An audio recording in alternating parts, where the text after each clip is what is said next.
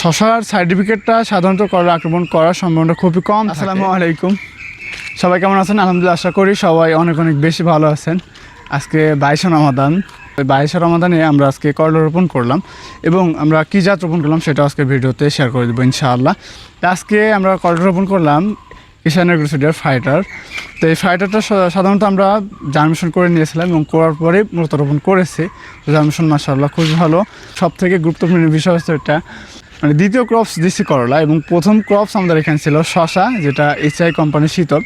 তো শীতলটা এখানে মানে ওয়েদারের ভিত্তিতে শীতলটা এখানে টেকসই হয়নি, তো সেক্ষেত্রে করলাটা আবার রোপণ করে দিচ্ছি আমরা। তো শীতলটা এমন না যে প্রফিট পাইনি, তো প্রফিট পেয়েছি আলহামদুলিল্লাহ। তো খরচটা আমাদের উঠে আসছিলো।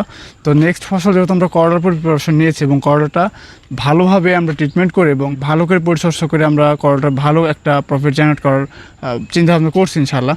এখানে আরেকটা বিষয়, এবং এই প্রশ্নটা ম্যাক্সিমাম ক্ষেত্রে হয়তো আপনাদের ভিতরে জাগ্রত হতে পারে, আপনারা শশা যে সার্টিফিকেট, এই শশা সার্টিফিকেটকে করলা আক্রমণ করবে কিনা।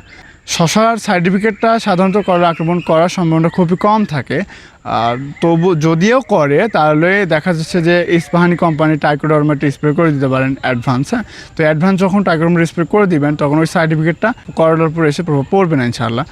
আর সবথেকে বড় কথা হচ্ছে, যদি আপনি পারেন বীজ বা চারাটা রোপণ করবেন, ওই তখন হচ্ছে করলার আগে মানে করলা বীজ দেওয়ার আগে আপনার জৈব সার, টাইকোডার্মা, হ্যাঁ, জিপসাম, এগুলো মিক্স করে তারপরে দেখা যাচ্ছে যে মাটিতে দেওয়ার পরে মানে যে ছিদ্র করছেন ওই ছিদ্রতে দেওয়ার পরে আপনি চারাটা দেন বা বীজটা বপন করেন, সেক্ষেত্রে আপনার জন্য আরও বেস্ট অপশন হতে পারে। আমরা যেহেতু এখানে আমি একটু মানে প্রযুক্তি অন্যরকমভাবে চেঞ্জ করছি এবং এটা ট্রায়াল করছি যে এটা এরকমভাবে হয় কি না। হ্যাঁ, তো এটা আমরা পরবর্তী নেক্সট ভিডিওতে এমনভাবে সাজিয়ে দেবো ইনশাআল্লাহ, যেটা হচ্ছে আপনি খুবই সহজেই সিম্পলি বুঝতে পারবেন, এবং আমরা কন্টিনিউ আপনাদেরকে সমস্ত অ্যাডভাইস দিতে থাকবো ইনশাআল্লাহ। ধন্যবাদ সবাইকে। আসসালামু আলাইকুম।